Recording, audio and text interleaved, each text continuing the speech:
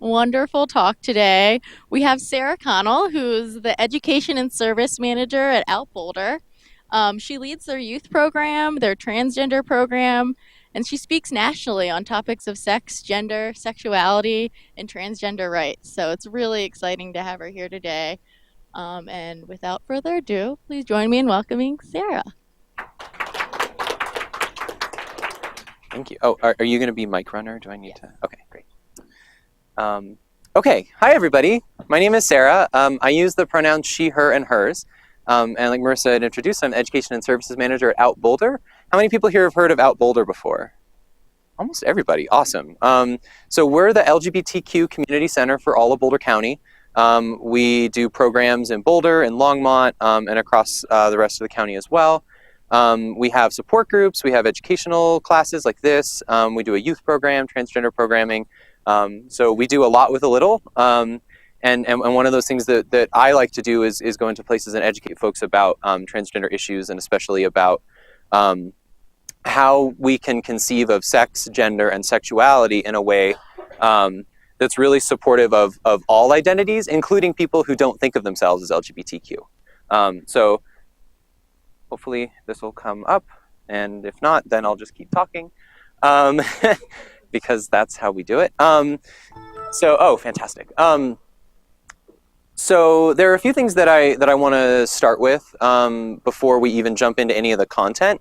One of the first things that I want to say is that I think in a training like this, it's really, really important to build a space where people feel safe to ask questions. And so I really, really want to ask you to maybe step out of your comfort zone a little bit. And really, if there's anything that I say that you haven't heard of before, or that you're confused about, or that you maybe want a little more clarity on what does that exactly mean, or what does that look like, please raise your hand and stop me at any time.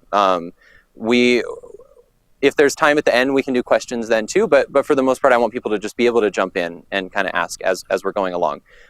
Most of the trainings that I do tend to be a little more like seminar, small group type stuff. So I'm really used to people giving feedback and kind of opening up. This will be a little more of a one-way presentation since we're broadcasting. But still, I want anyone to be able to jump in, and Marissa will be able to come grab you with the mic. Another thing we're going to learn about here is allyship. And so one thing that I think when we conceive of kind of allies, or when we think about being allies, like for example, being a white ally to people of color, or being a straight ally to gay and lesbian folks, a lot of times what we think of is kind of that the person who's the ally has a lot of privilege or a lot of power and is kind of helping those other groups that are disenfranchised. And that's definitely one type of allyship that's really, really important. But another thing that I always like to say is that we're all allies to the identities that we don't have. So even me as a transgender woman, I have to be an ally to transgender men, and to genderqueer people, and to cisgender lesbians. And we'll get into what that language means in a little bit. But it's also my responsibility to know about those other communities and know how I can support them, because I don't share that experience, even as somebody who does this education, even as somebody who thinks about these issues a lot. And so again, I really want to challenge all of us in here to rethink allyship, and to rethink what it means to be an ally and to be in solidarity with folks. And I'm going to give you some tools to do that, so don't worry. Another thing about allyship is that ally is a verb and not a noun. And so a lot of times we just want to put the label of ally on something and say like, done, check, we got it, right? And that feels really satisfying and feels really good. But a lot of times that's not enough. And allyship is really a constant process of educating yourself, of exposing yourself to media or stories or news that maybe you're not used to seeing about communities that you're not a part of. Finding writers who are of other identities, so you can learn from their experience, right? There are all of these different ways that we can practice our allyship as a daily experience, as a weekly experience, as a way to really learn more about everybody in the world, and really learn how we can solidify our allyship around those identities and help lift people up. Another thing is we're all here to learn about respectful language. And part of learning about respectful language is also using the unrespectful language on accident sometimes, right? And so if we all knew the perfect words to use all the time, then I wouldn't need to be here, right? And so again, I want to invite people to, even if you don't know how to say something, if you don't quite know the word for something, stumble through it, and we'll find the language together, and we'll find kind of maybe a better way to say it. So if you go like, hey, I'm not really sure how to say this or exactly what to say, but I'm thinking about X or whatever, and I'd say, oh, okay, well, another way you can say that is X, Y, or Z, right? I really want to demystify this process and make it not scary, because it's really not scary. It's really positive. It's really loving, and being an ally is something that is so meaningful and so important for people. And I want to make that process as unscary as possible. And we shouldn't need to have full understanding of everything before we can be an ally about it. Another piece that I want to ask about, or that I want to mention really quick, is pronouns. We're going to talk about that a little bit later, but pronouns are the words we use to refer to ourselves. Like I said at the beginning, I use she, her, and hers. Other people might use other pronouns than that. He, him, and his, they, them, and theirs. And so if anybody slips up on my pronoun, or if in the world you slip up on anyone else's pronoun, just apologize, correct it, and then really quickly move on. And we'll talk more about that later, but just so everybody knows that is something that may happen in here as well. Okay, so we're going to talk about what I call the four corners of identity up here. And so this is kind of, there are so many ways to conceive of sex and gender and sexuality. But for me, this is kind of, over the years I've been educating about this and really kind of learning myself about all of these deeper issues. This is really kind of what I've landed on as a way to conceptualize all of it for me. And hopefully it helps for all of you too. So the first thing I want to talk about is this first square that we have up here, which is sex assigned at birth. So some examples of this would be male or female, which are probably the two folks are most aware of.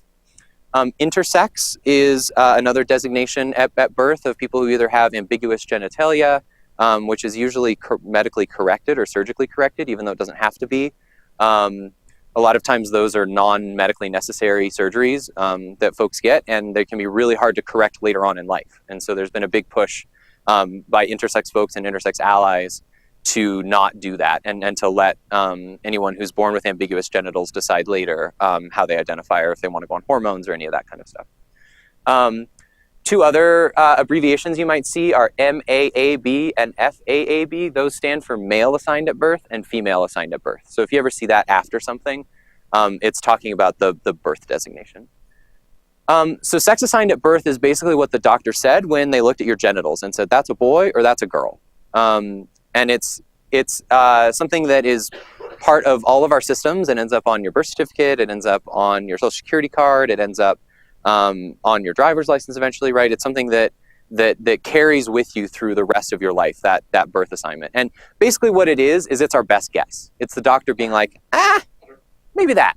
And so why, that's what all doctors sound like, right? I figure, yeah. So why do people think that I intentionally say sex assigned at birth instead of just sex, or instead of biological sex? It's not always evident. Yep, that's a really good point. Like we just talked about with intersex folks, we might not know, or it might not be as obvious. Yeah. What else? It might change later. Exactly. Yeah. So when we say sex or biological sex, that has the weight of time to it, right? Like that feels solid and immemorial and forever, right? And so a lot of the ways that we conceive of transgender people and a lot of the oppression that transgender people face really can be traced back to this core idea that you have some actual real sex, right? Some actual biological truth in your past, and you're always running away from it, or you're always lying, or you're always trying to hide it, or you're always trying to make sure that other people don't know your secret truth, right? And I find that super problematic and frankly wrong. I think what it really is that we have had this same designation. Really what it's based on is bodies that are able to give birth and not give birth, right? If we get to what the core of what a lot of that designation means. And a lot of that is based on really old science. I don't have to tell all of you about bad science, right? And what I think is that now we it's not that transgender people are new or that we're being invented, right? There's a long history of transgender folks in Native American cultures, in other cultures across the world. India has a long history of Hijra folks who are people who were male assigned at birth and then present as female and live as female as priestesses. And it's a very important religious designation for people. There are a lot of East Asian cultures that had really different ideas on sex and sexuality and gender, and a lot of different ways that people portrayed that. And so a lot of this comes from really recent history, even though it feels like it's been forever. And so one of the things about saying sex assigned at birth is that takes the power out of the hands of the doctors and the medical establishment, essentially, because what that means is sex assigned at birth is a more true sentence. It says, look, this is what we assigned you when you were born. And it was our best guess. And maybe it's right and maybe it's wrong. And for a lot of people, it's going to be right, and that's okay. But for a lot of people, it won't be, and that's okay too. Instead of this designation of sex, which feels permanent and forever, and something that then trans folks are either going against or going away from, right? That sort of stuff. Another piece of this too is that, like I talked about before, so intersex folks can have different ambiguous genitalia or other things that show them as intersex at birth, but there are also a lot of ways that folks discover that they're intersex or that they have mixed sex and gender characteristics, just physical sex characteristics, not gender. The folks have different physical sex characteristics much later in life. And so a lot of times people might have very unambiguous, what we would historically call male genitalia, assigned male at birth, lived as male their whole life. And then when they're 50, they get some abdominal pain, they go into the doctor does a CAT scan and finds out that person's had ovaries their entire life. Intersex folks represent about 1 or 2% of the population, so it's actually a pretty big number. And it's something that we a lot of times see as outside of our system, and it makes me question, why don't we just change the way we think of our system? If we have all of these people that are stuck on the outsides of it and that are never fully in it, maybe the answer is that we have an imperfect system, not that these people are wrong, right? So that's kind of sex assigned at birth, and why I use that language. Does anyone have any questions about biological sex or sex assigned at birth? No? Okay, great. So let's move on to the next box over on the right, well, I guess your right, my left, which is gender identity. So some examples of gender identity might be man or woman, also gender queer, gender fluid, transgender, agender, and what all of those mean, man and woman are, again, probably the two that we're the most familiar with, or the most common. Gender queer people are, again, this is an allyship thing for me, so I don't identify as genderqueer, so I don't have this full experience. But in most of my conversations and in what I know, genderqueer folks are folks who feel like they don't fit on either side of that gender binary. So when you say binary, bi meaning two, of course, right? You have male on one side at one node and female on one side at the other node. And a lot of times we think of those with like a giant canyon in between them, right? And just two completely separate, completely different things. But the reality is that there's a gradient of lots of different things in between those two. And it doesn't necessarily make somebody transgender to do that. Like, how many folks who are identifying as female now, or who identify as very feminine, had a tomboy phase when you were younger? And still do, of course, right? Exactly. So there's already a lot of variation in the ways that we express our gender expression, in the ways that we conceive of our own gender. And so this is more just, again, a way to describe a system that will fit more folks. Gender fluid is kind of similar to gender queer as an identity, but it more speaks to that fluidity experience. So somebody might feel really masculine one day, really feminine another day. Over months or years, they might weave back and forth between different gender identity, like feeling different gender identity stuff. And so fluid is really meant to speak to kind of that thing, although all of these identities have the potential to be fluid, of course. Transgender folks, so I identify myself as a transgender woman. I was assigned male at birth and have transitioned to express the female identity that I always had. Some transgender people don't want to put that piece on their gender identity. So some trans women will just say, I'm just a woman, period. I don't want to identify as transgender. That's not really how I am. I'm just a woman. And so sometimes it makes it hard to collect data on trans folks, right? It's tough if you're trying to bucket people and trying to figure out kind of where people fit inside of that. There are a lot of other reasons it's hard to collect data on trans people in general, but that's definitely one of them. Other folks like me, for me, transgender is a really powerful identity because it really, I think, is a very vocal and intentional way to say, I don't think the system is right and it doesn't fit me. And so I'm going to claim that for myself and say, here's how I identify, here's how I feel, here's who I am. And finding a word for that was so powerful for me. When I was younger, I didn't really have a concept of that. I think for me, so gender identity is your corely held internal piece. And for me, when I was younger, I think there were pieces of me that felt very feminine and things that I liked to do that were very feminine, but also I was around women a lot. My mom was at home. My dad wasn't around very much.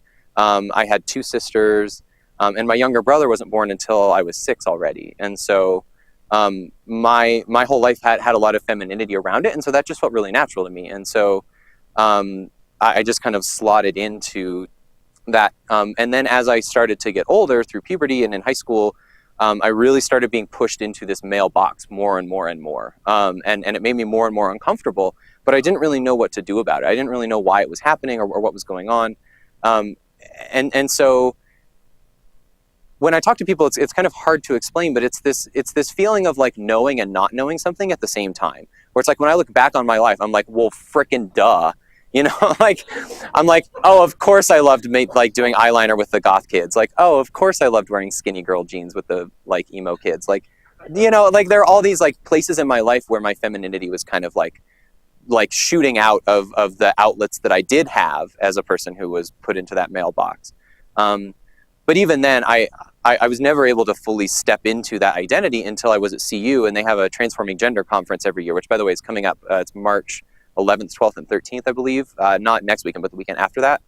And it's totally free. You can go on the CU website and sign up for it, and there are going to be great speakers there. One of the people who's going to be there is Geneset Gutierrez, who's a woman who interrupted the president. If folks remember that going on. And then there was a lot of gay male folks in the room who were really, really negative to her when she was speaking up. And so she's going to talk about kind of those divisions between the LGBT community and about how even folks who identify as gay or lesbian might really think of themselves as allies to trans people, but might do things that are harmful to trans people at the same time.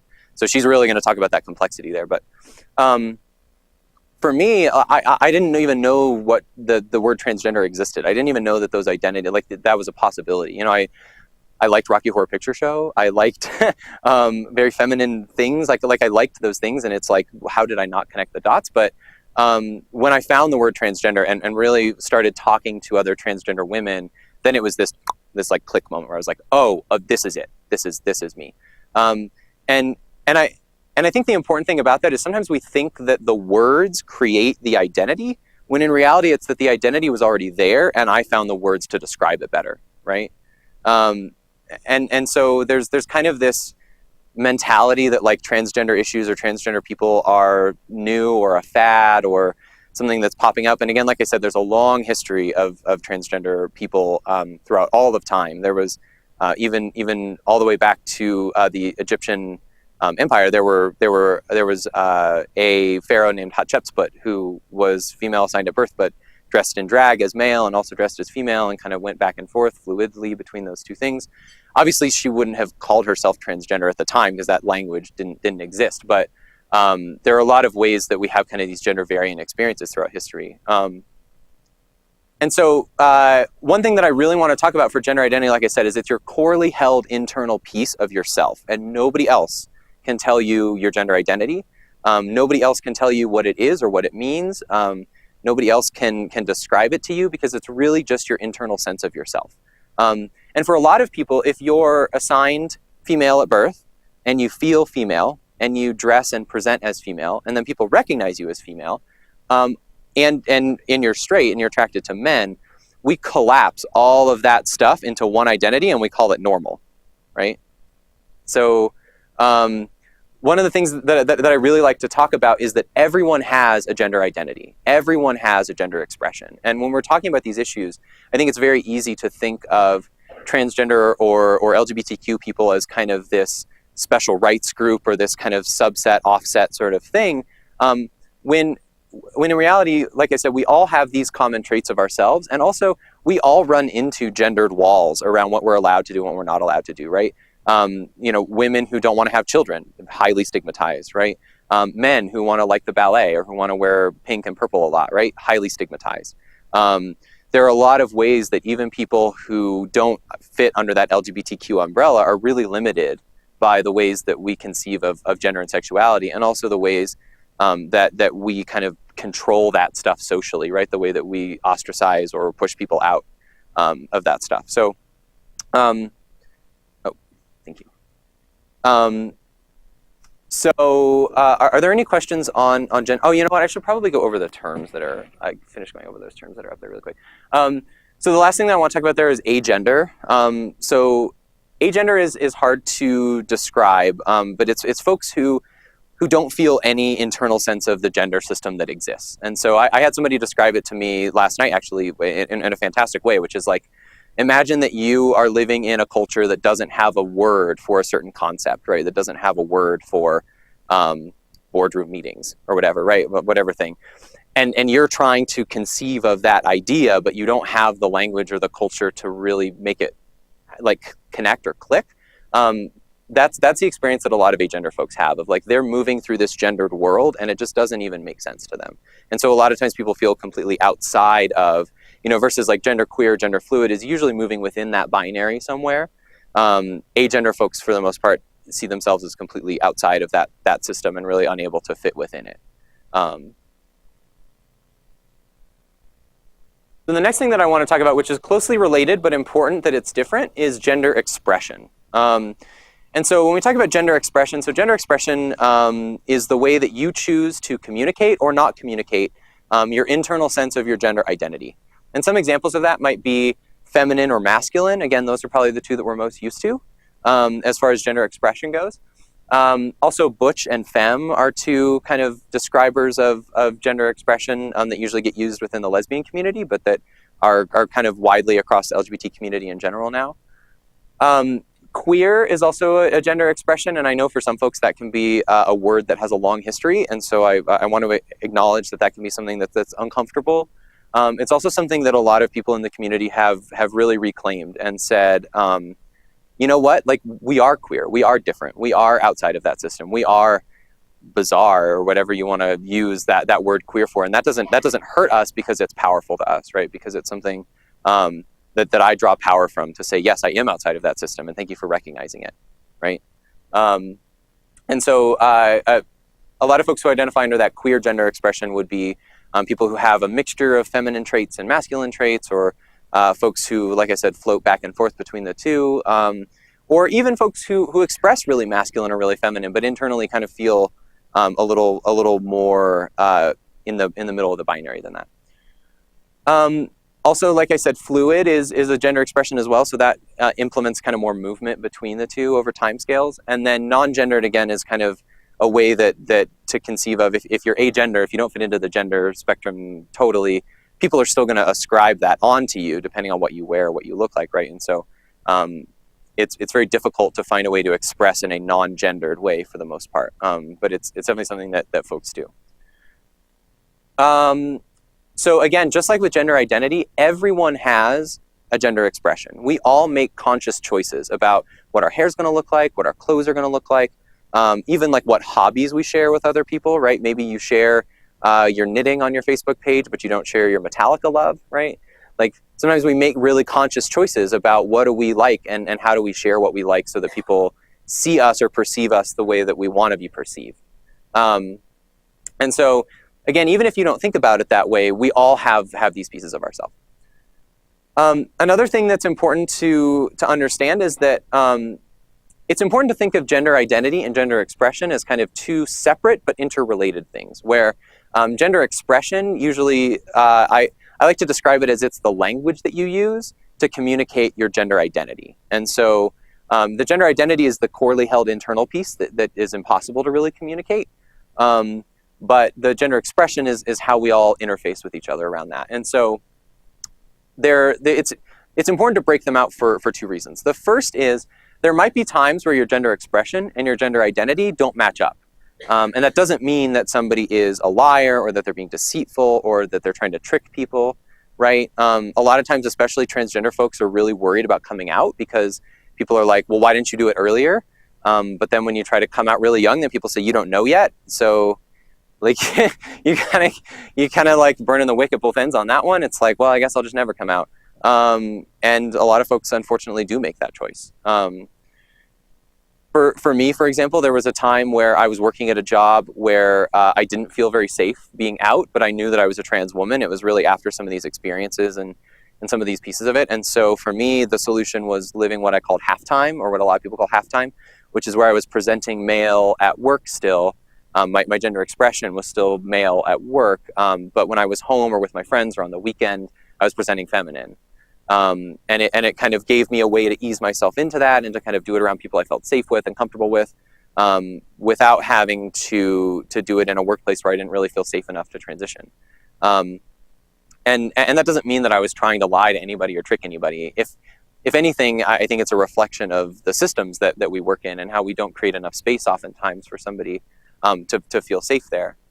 Another thing that's important to talk about gender expression as different from gender identity is that, for example, a lot of times transgender women are encouraged or pushed to a more traditional femininity presentation. And certainly some people want to present that way. I love doing my makeup. I love doing, wearing really feminine clothes. But also I have a deeper voice and I present. And that is something that for a lot of people is really jarring. But the reality is that I don't want to have to do all of the work, pay for the voice skills, really strain my throat, risk myself potentially getting a surgery to up my voice pitch. All of those things don't seem like something that I want to do. And so I think it's important to talk about these as separate, because there might be transgender women that are also tomboys. There might be transgender women that have deeper voices. There might be transgender women that still have body hair and can't afford to get rid of it, right? And that doesn't make them any less transgender. It doesn't make them any less true to themselves or who they are. But a lot of times we see it that way culturally, and it can be really tough. And like I said, it's one of the things that really contributes to people not being able to come out, is this feeling of, oh, I've got to Caitlyn Jenner myself. Like I've got to just like go into a closet and like meditate for a week and just like go in my cocoon and then pop out and like, have size double D breasts and like be the biggest woman in the world and like know how to do makeup perfectly. And it's like, for some people, yes, like that's what people want to do. Like some people want to take, a month and a half off work and get all their surgeries and like learn how to do makeup and walk in heels and like all the things that they weren't allowed to do, and then come back as that person. And it's totally somebody's right to want to do that. But for a lot of other people, that's just not feasible. They might not be able to afford it. They might not be covered by their health insurance. It might be something you have to pay for out of pocket. I had to pay for my laser out of pocket to get rid of the facial hair on my face. And that was something that was contributing to my suicidality and really to my depression. And so that didn't feel like a choice. It didn't feel like a choice for me to have to go get that laser surgery, or laser treatment, I guess. It's not really surgery, but not in the world at large, right? That's seen as cosmetic. Like that's seen as that, Similarly, for a lot of transgender women, some bodies will grow breasts on hormones and some won't. And so people need to get implants if they want to have breasts if they don't grow. That's seen as cosmetic. That's seen as plastic surgery, right? And so the way that we bucket these things and the way that we kind of conceive of them and think about them can really contribute to the level of danger that trans folks feel just out in the world. Similarly, another thing that's important to remember about gender expression is also sometimes what we'll do, because we're really good at hitting both sides of this, is we'll also punish transgender women sometimes for being too feminine, right? Of like, well, and this was a big critique again of Caitlyn Jenner, of like, oh, well, she's upholding all this traditional femininity, and why does she feel forced to do that? And why does she care so much about clothes and about her makeup and about whatever? And so ultimately you can't win either way. Right. And I think that's what I end up facing a lot as a transgender person, is there's always an argument to not do something as a trans person. There's always an argument to not exist as a trans person. There's always an argument to not come out as a trans person. And those get pervasive, like those build up on you and build up and build up and build up. And it really becomes this sort of weight that goes over you that feels insurmountable sometimes. Especially for, like I'm speaking from my own experience as a transgender woman, especially because of that, it can be really hard to come out or really start that process, because we don't see a lot of fluidity between kind of the most masculine side of the spectrum and then really feminine men. Like, we don't have a lot of social space for cisgender men or men who aren't transgender. Cisgender just meaning that your gender identity lines up with your sex assigned at birth. So that would be the majority of people. A lot of times we don't see cisgender men who have that fluidity unless, right, they're gay, right? And so a lot of times, like, that becomes the fear, is that if you're a man and you express any sort of femininity or any feminine traits or any feminine hobbies or whatever, then you're gay and you're going to get punished for it and you're going to get bullied for it and you're going to get teased for it, right? And that stuff starts young, right? Like, that doesn't start in high school, and that's part of the thing I think for me is, like, when I go into high school, like, I'm not teaching, I'm undoing trauma. Like, I'm working through so many years of this built up cultural trauma, versus, you know, if I was able to do a lot more education at the kindergarten and first grade level, like, then we can really inject new ideas before this stuff comes around, and really kind of challenge, because kids are naturally supportive. Like, kids naturally want to be supportive of difference. They want to learn about difference. Kids are sponges. They want to just absorb all this information. You know, the easiest person to come out to was my 6-year-old sister, although she was 4 at the time, because for her, it was just like, she's already learning so many new things about the world, that when I said, oh, so you know how there are boys and there are girls? She goes, yeah. And I said, well, sometimes people think that somebody's a boy and they're actually a girl, and sometimes people think that someone's a girl and they're actually a boy, and that's what happened to me. So you'll see me wearing dresses now. And and she was like, okay, let's have a tea party. Like, because for her, like, she doesn't have those social hangups on that. She doesn't, you know, feel that sense of, like, do you know that people know right now? Like, people can tell about you. Like, you know, that sort of, like, fear that we all build up around this stuff. Like, she doesn't have that. That's not natural. That's not innate to kids. Kids learn that. They learn it through media. They learn it through how their parents react to things. They learn it through how their friends react to things. All of those cultural ideas come from somewhere. Similar to how, you know, kids are not born racist. Kids are not born classist. Like, we get these ideas through the environment that we live in, and we absorb them. Are there any questions about gender expression that folks have, or about any of the gender expression terms?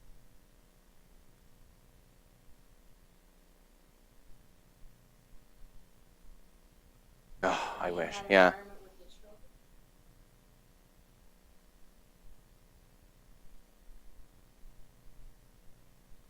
Right. Yeah. No, you're right. And that so the question was, have I ever done trainings or school stuff with youth and parents at the same time? Which, no, it's something that I've been looking for a way to do, and it's something that other for example, there's been a really successful program in BVSD around Spanish-speaking parents and doing kind of group stuff, so that they feel really invested in their kids in the school that they're in, and I think that the same thing could really happen around gender identity. But you're right. A lot of times what I run into isn't the actual parent complaint. A lot of times what I run into is the, like, nebulous, potential, scary parent complaint. That was my spooky parent noise. I don't know. It's like, but a lot of times we as adults, we like to project our stuff onto kids. We're really good at that. And so a lot of times what'll happen is, like, oh, the kids aren't ready to handle this yet. Oh, the kids won't get it. The kids don't understand enough. The kids aren't smart enough to do it. The kids aren't open enough to do it. And similarly, the other thing that happens is, like, well, okay, maybe the kids can do it, but the parents can't handle it. The parents can't do it. You know, I don't want to get complaints. I don't want to get whatever. And a lot of times what I do is I'll talk people through that and say, like, okay, let's imagine the worst case scenario. Let's imagine you get a letter from a parent that says, I can't believe you did this. Why would you be teaching my kid about this? What do you say? And a lot of times forcing them to put themselves in that mind space to be like, oh, well, I guess we just say that, like, this is important education for us, and we thought that it was reasonable, and you know, we'll give your kid a chance to opt out next time, right? Or, like, whatever thing. Like, a lot of times our anxieties about that stuff are a way to cover up our own fears about it or our own discomfort with it, versus an actual barrier that we're going to get in place. So thank you. That was a great question. Any other? Yeah. Yeah, so that the broadcast folks Oh, can okay, hear you. just Those adding in to our that, home there are audience. groups like PFLAG, and now Boulder has a parents group, and Mm-hmm. there are groups where parents can learn.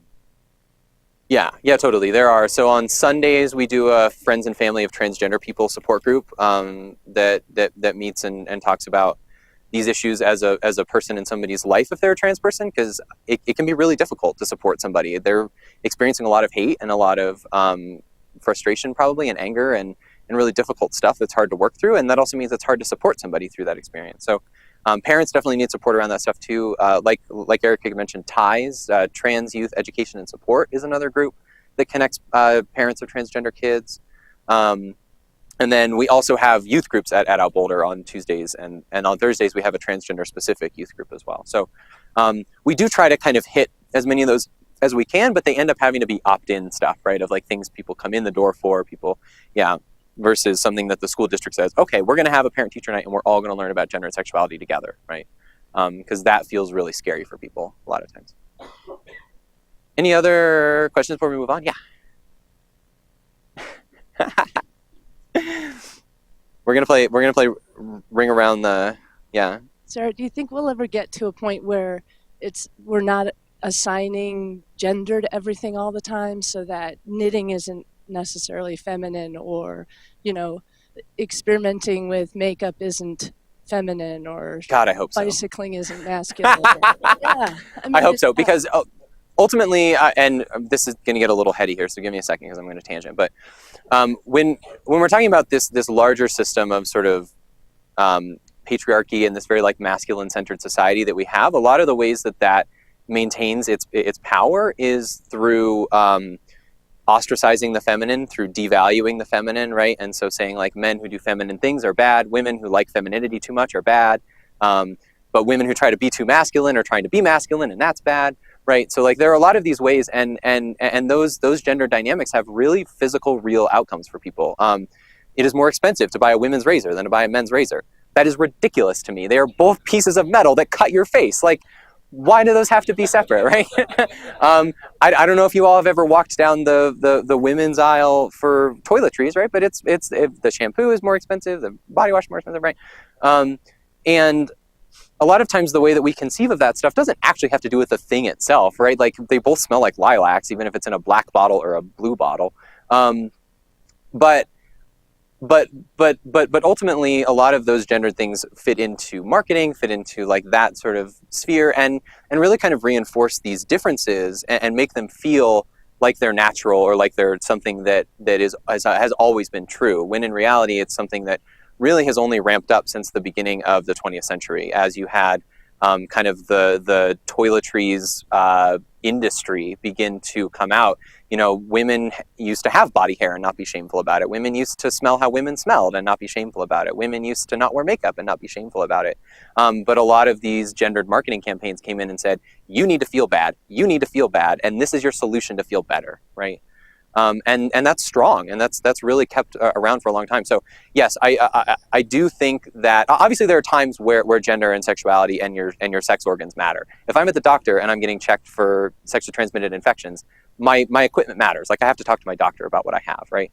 But if I go in for a cold, it doesn't matter. It really doesn't. And a lot of times we like to feel like we need that information, or like we have to know it before we can give somebody care, before we can be a good friend to somebody, or before we can be a supportive coworker to somebody. And the reality is we just don't need to know a lot of times. Think of if there was the example that I always give. I'm sorry, I'm laughing at myself. That's a really bad presenter thing to do. But I'm so funny. But a lot of times the example that I like to give, or the thing that I've actually said to people when they ask me this question, is if they come up and ask like, have you had the surgery, or are you planning on going on hormones or whatever? Like those are really personal medical questions that would be really inappropriate to ask in any other way. And so a lot of times I'll be like, oh, I noticed you have 3 kids. Like, did you get a vasectomy yet? Like, right? Like that would be just as ridiculous for somebody to ask. But a lot of times we don't put those in the same space and really think about them the same way.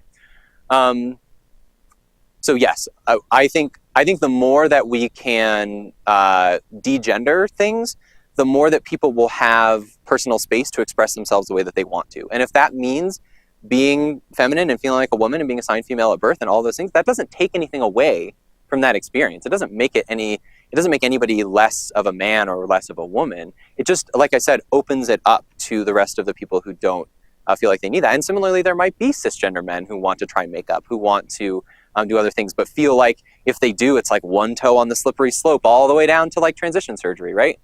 It's like the way that we conceive of that is that it's so dangerous and it's so horrifying, and all that does is create a lot of shame and a lot of guilt and a lot of negativity if you do have those feelings, and a lot of kind of ambiguous or discomfort feelings around other issues for people. So, are there any other gender expression questions that people have, or just any questions you have right now? Versus like getting ready to run at the mic. No? Okay. So let's move on to sexual orientation. So some examples of sexual orientation that are up there are pansexual, lesbian, bisexual, straight, gay, and heteroflexible. Pansexual is how I personally identify, and it's kind of a newer term to describe the experience of having the potential to be attracted to any gender identity or expression. And so the shortcut that I use is hearts, not parts. Which I like that, but basically what it says is for me the attraction to a person comes first, and then whatever equipment they have or however they express or that sort of stuff kind of is secondary. It's a piece of that for me. Similarly, lesbian and gay are probably two that people are most aware of that are outside of straight, and those are folks who like the same gender identity and expression as themselves, and one thing that's really important to talk about is, again, sexual orientation, gender identity, and gender expression are all separate. And so somebody can be a transgender woman and also be a lesbian who's only attracted to other women, right? Because transgender women are women and transgender men are men. And so similarly, you can be a gay man and also be a transgender person. So those don't have to be separate identities. Another thing that's up there that's kind of been floating around is heteroflexible. So this is a way, again, to describe, again, these terms don't create experiences. Experiences already existed, and then we found these terms to describe them, right? So heteroflexible is kind of describing that experience of somebody who feels heterosexual for the most part, is really attracted to the opposite gender from them, but for the right person, maybe, right? Or maybe in a situation where you get to know somebody really, really well, and then you fall in love with certain pieces of them, or you have the potential to be attracted to other folks, but it doesn't happen very often, right? So there are a lot of really nuanced and varied ways to talk about sexual orientation that aren't up here. But really what it comes back to is, again, just like I've said a million times, we all have a sexual orientation. And a lot of times we think about it as something that is only in the LGBT community or only something that those folks need. Usually it's something that they need more because we're defining ourselves in opposition or indifference to what we deem as normal, right? And so that language needs to be created more quickly. Another thing that's important, there's kind of a distinction between single identity attraction and multi-identity attraction. So single identity would be straight folks, gay, lesbian, people who are only attracted to one gender identity and expression. The other would be, like I said for myself, pansexual or bisexual, or people who are interested in both men and women. Those would be multi-attractional identities, so folks who have the potential to be attracted to multiple different identities. Another thing, there are two more things that I always like to talk about when I'm talking about sexual orientation, and it's not really sexual orientation necessarily, but it kind of fits under this umbrella of our sexual lives, basically. One of those is the identity of asexual, or sometimes people will identify as gray sexual or ambisexual, or lots of different terms within that. But basically, it's for a long time we pathologized and medicalized the experience of not feeling sexual attraction, and said you need to take this pill, you need to go see this doctor, you need to go to this therapist. There's something wrong with you if you don't have a sex drive. And now there's kind of been a group of folks reclaiming that and saying, like, no, I just don't have a sex drive. Like, that doesn't mean that there's something wrong with me or that I need to be fixed. It certainly doesn't mean that people who want to have a sex drive can't still do those medical things or talk to a therapist or figure out what are their blocks around their sexuality. But there has been a group of folks who either are asexual and say, I don't feel any sexual attraction at all, or gray sexual, people who maybe feel sexual attraction to somebody once they know them really, really well, but who don't feel general sexual feelings toward all people or toward anybody in their lives.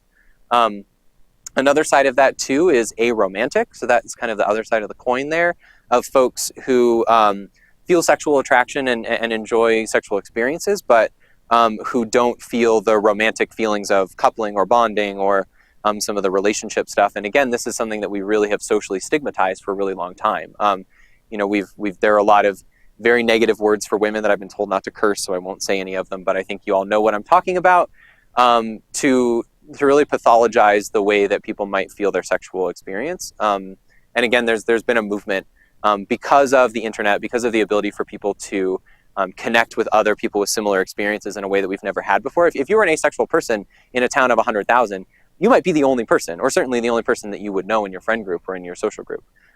Versus now, because people are able to connect across such a long distance, it also has kind of built a way for people to claim those as identities and say, like, this is a feeling I have. This is a common feeling that I have with lots of other people, not just me trying to explain to my doctor who doesn't have any concept of this, like what it is.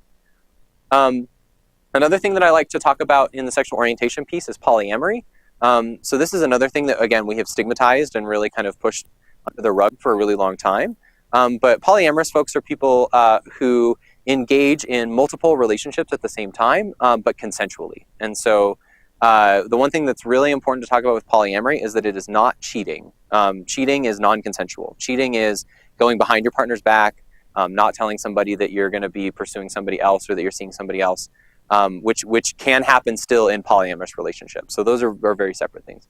But actual polyamory as a relationship setup can look really, really different. It can be somebody who is just perpetually single and dates a lot of different people. It can be setups of triads or quads of people who are like, we're all four of us are dating each other and it's closed, so we're not bringing in any more people.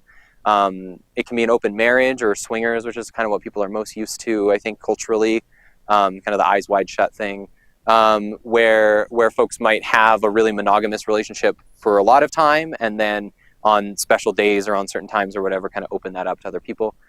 So there are a lot of different ways that looks. And again, I think it makes sense, right? Because our bodies and our brains and our experiences are so much more varied than we can ever fully explain with one social set or one kind of identity. And for a long time, people have been forced to not communicate those needs or to not really be a part of that. And so you end up with people that are serial cheaters, or you end up with people that have a really difficult time communicating about sex and relationships because their idea of what sex and relationships should be are so different than a lot of other people. So I like to talk about all of those things under sexual orientation, again, not because they're specific to LGBTQ people necessarily, although asexuals usually get lumped into the LGBTQ community, but more because I think it's important to talk about what are ways that we can reconceive of sex, gender, and sexuality as a whole, that'll be more supportive of as many identities as possible and as many experiences as possible. Again, these experiences existed long before we had language for them. So the language doesn't create the experience, but it does give us a way to conceptualize it and to really support people who feel that instead of being forced to kind of keep it under the surface or really be quiet about it. I'm going to have to get on to the next. Is it a second page or is it on there? Is it another? Okay. Does anyone have a question while we're getting up the next PDF? Just any question about anything?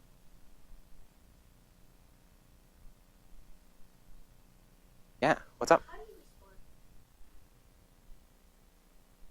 That's a great question. So there are kind of two pieces to that. The first is, oh, sorry, yes. So excuse me, I assumed your pronouns. So their question was, how do I respond to people who say, who use a biblical lens, a Judeo-Christian lens to basically say you don't exist or you shouldn't exist? First of all, I think you can all see how that would be really hurtful, right? To say that somebody like shouldn't exist or doesn't, like that's a pretty hefty statement. But I think there are kind of two places that I go with that. The first is the kind of like scientific historical place where a lot of those assumptions around not just LGBTQ people, but all the taboos that we have against masturbation and against any sex that isn't basically able to produce pregnancy, a lot of that comes out of a misguided scientific belief at the time that semen was an exhaustible resource. And so a lot of the cultural edifices of the time were built around getting men to conserve that and really coupling people up for relationships where they could make the most of those resources. And we know now that that isn't true. But there's been a long historical and cultural history built on this idea that we need to conserve, or that's some sort of like thing that we can't get back, or that can be wasted, right? The idea of kind of wasted relationships, wasted sex, wasted experiences. And so there's kind of that lens to it that I think is helpful in thinking about it sometimes. And then the other piece is, like, people are able to believe or think whatever they want to think. There are a lot of people out there who don't believe or understand anything that I'm saying right now and don't want to understand it, right? And so I can't be in control of that. I can't control the fact that other people might disagree with my language, or the way that I describe myself, or the way that my community describes ourselves. But the reality is, it kind of comes back to, like, we're here, we're queer, and get used to it. Where not in like a fight the system sort of way, but in, like, people are living these experiences, and people are having this language, and are really kind of changing the way that culture is set up, and that's scary, right? Like, especially if you're somebody who's been really good at that culture before, if you're somebody who has gotten a lot of rewards out of that culture before, if you're somebody who has really benefited from that culture before, it feels pretty scary for that to change if you've gotten really good at that. You know, it's like you spent 30 years learning English, and then you learn that you're going to be working in, Argentina or whatever. That's hard. That's scary. That's, all of your skills don't translate sometimes to that. So I certainly understand why people have that piece of it. And I think too that a lot of folks who really identify as strongly religious, or might have those barriers before it, a lot of times those folks haven't met and interacted with transgender people in a realistic way. And so it ends up being kind of this, like, straw man thing, or something that you can sort of imagine or envision this imaginary transgender person who does all of these things that you don't agree with, and uses all this language that you don't agree with, and that's asking for rights that you don't agree with. But when you're confronted by your child coming out as transgender, when you're confronted by a coworker coming out as transgender, when you're confronted by other family members, by your parents, or by other people in your church coming out as transgender, I think what's happening is that people are really kind of being forced to confront this as an issue, even if they have been able to avoid it before. And so it really is about exposure, and it's about letting people be who they are, even if you don't fully understand or believe it. And I think that goes all ways. I think that similarly, people who aren't religious need to have some compassion for the fact that people have different worldviews and different experiences, and that doesn't mean that it takes anything away from your own worldview or experience until it becomes a way to deny rights, or until it becomes a way to push someone out of a job, or until it becomes, those barriers are what LGBTQ folks are fighting against. And so as long as those barriers are gone, then the belief system can still exist. I don't expect everybody to fully understand who I am or my experience or why I'm here. Similarly, that I don't expect to understand everyone else's experience or why they're here. But I do think that we can move beyond tolerance into celebration and be like, that person is different than me, and that's awesome. I'm so happy about that, because it's teaching me more about the world and more about myself. So the last thing that I want to talk about on here, I'm going to make this a little bit bigger. Not that big. Is pronouns. So pronouns, like I said, are the words that we use to refer to ourselves. I use she, her, and hers. A lot of folks potentially haven't ever thought about what pronoun you use. And that's frankly a pretty big privilege to never have to think about that, right? To have people always recognize you how you want to be recognized, always see you the way you want to be seen. One thing that I like to say is a lot of times when people try to imagine what it's like to be transgender, we like to imagine, like, if you're a woman sitting in this room, sometimes people will go, what if I woke up tomorrow and wanted to be a dude? Whoa, that would be so weird, right? And really what it is it's not that experience necessarily. I think the better way to put yourself in the mind of a trans person is, what if I knew I was a woman, I feel like a woman, I express myself as a woman, but every single day people say he, and people call me a boy, and people put me into that mailbox, and people use the wrong name for me. How long could you stand that, do you think? How long would you be able to yeah, right? it's uncomfortable, right? It's hard. And a lot of times, even on top of that, people don't feel like they have the power to even ask or advocate for what they do need. And so it's this experience of constantly feeling beat down in a way that other people may not even recognize or know that they're hurting you, right? So I think that's a good way to conceive of it. Like I said, for pronouns, so if you slip up on pronouns and you accidentally use the wrong one, there's really 4 easy steps. It's like a BuzzFeed article. I need the little like GIFs to put on with it. But so you address your mistake, really own it. You correct it, you apologize to the person directly, and then you quickly move on. So the way that can look is, let's say Marissa had a great question, and I would say, oh, you know what? He had a really great question. Excuse me, I meant she. She had a really great question earlier. So I used the wrong one. I stopped. I acknowledged it. I said sorry to you directly, and then I restated my sentence with the correct pronoun. And that's really more a thing for you, although it's obviously respectful of the person to do too. But it really helps cement that right pronoun in your brain when you restructure the sentence with the right one. The way that it can look that's not so good, and I look that we're getting close on time, but the way that it can happen that's not so good is sometimes what will happen is, you know what, he had a really great point earlier. Oh my God, I meant she, and I just like said it, and I didn't know, and then I was thinking, and then I was looking at you, and I was thinking about it the other way, and then I was thinking about this other stuff, and I was like, what if I accidentally say he, and then I said it, and then oh God, right? And like your face is already a little red because that's like a little bit embarrassing, and I didn't even slip up on your pronoun. So, so a lot of what that is about is it isn't about the trans person. It's not about their feelings. It's about ourselves and our own feelings of, I made a mistake, I did something bad, I hurt somebody. And it's okay to have those feelings, and it's important because you want to acknowledge that you hurt that person. But a lot of ways it kind of can highlight that person or make them feel really like they're in a dangerous situation or they don't really know. So it's really just about respecting their privacy, but also correcting it at the same time. So I'm going to move through these super quick, and you can look on your sheet as well later on if you want to kind of, oh yeah.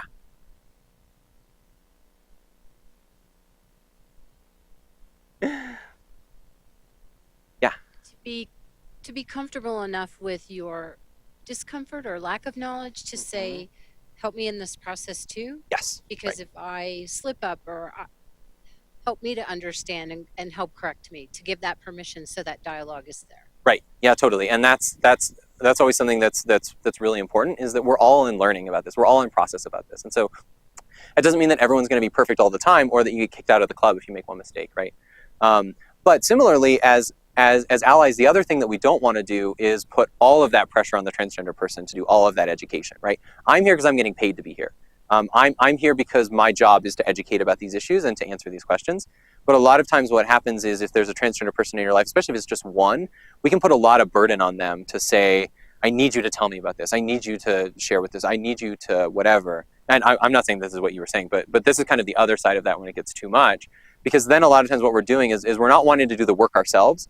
We're wanting to put all the work on them and then say, well, if you want me to be nicer to you, this is what you're going to have to do, right? Like, maybe not in that blatant of a way, but that's a lot of what our subtle language communicates in those moments. At least to me as a trans person, that's what I hear when somebody is really pushing that stuff too hard. Versus when somebody comes to me and says, hey, I want to have a discussion about this. I want to learn more about this. Or it's really hard for me to use X pronoun. Can I practice it with you? Right? Like, that shows that they want to, that they're invested, right? That they want to learn, that they want to work on that. So he and she, I'm going to skip those because we're most used to that. Another pronoun that folks will use is they. So one thing that's important about that is you keep the subject-object agreement the same as it was plural, even though we're talking about a singular they here. So you'd say, they went to the store, I gave the backpack to them, that pen is theirs. You wouldn't say like, they is going to the store, right? You'd say they are going to the store. There's actually a long history of singular they in the English language. So Shakespeare and Chaucer and a lot of other writers in the 14th, 15th, 16th century used singular they in their writing. And then as the printing press came around and there was kind of more mass distribution of text, the lower classes who had never had access to language or education about that before started picking up singular they as a way to speak. And so then what the upper class schools ended up doing was really stigmatizing singular they and pushing it out of the system, and then it became a class signifier. So people who didn't use singular they were upper class, and people who did were lower class. And that stigma still exists today for a lot of reasons. Yeah.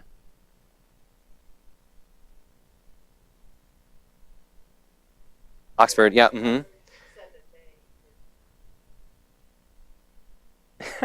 That's okay. You don't have to read the whole thing. Yeah. So her point was, yeah. Now an acceptable use for singular. Yes, and that was super important because what that does is it puts it in MLA format and puts it in like all these other Chicago and like these other like really standard writing styles. And New York Times has added it to their list. A lot of places have started to add that, and it makes sense because we actually use singular they all the time. Now that I have told you this, you will notice it. Like in the next week, so many people are going to use singular they because there are a lot of times we don't know. Like if somebody had left a bag in here, I would say like, oh hey Marissa, like do you know whose bag that is? Oh, I hope they come back to get it. Right, and I'm using they there because I don't know the gender of the person, right? But a lot of time, and there's a reason we have to get conditioned away from it, because it's so natural to us, and so there are really a lot of ways that these pronouns come around. I got like I'm already a minute over, but really quick, sie, here, and heres is another pronoun that folks will use. It comes from German, and it's also like a mix kind of between he and she, so it's a way to kind of meld those without.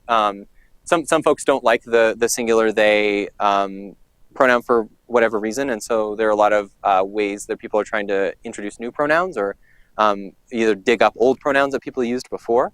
Other ones, sie, zim, and zir are pronouns that you might see, and also sie, zir, and zim are pronouns you might see as well. Most of these come from sort of thinking about ways of how do we, again, like for agender people, right, or people who are genderqueer don't fit inside that system. He and she both feel inadequate for that. For me, it was enough to change my pronoun to she. I feel really validated by that. But some people just don't. So I guess that's all the content I have. Yeah. Sure.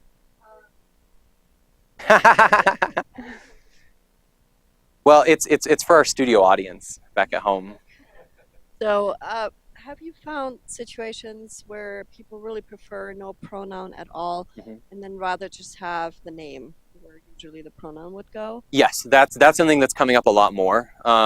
There was actually, I just did a training last night that somebody was in the training and only wanted to go by their name.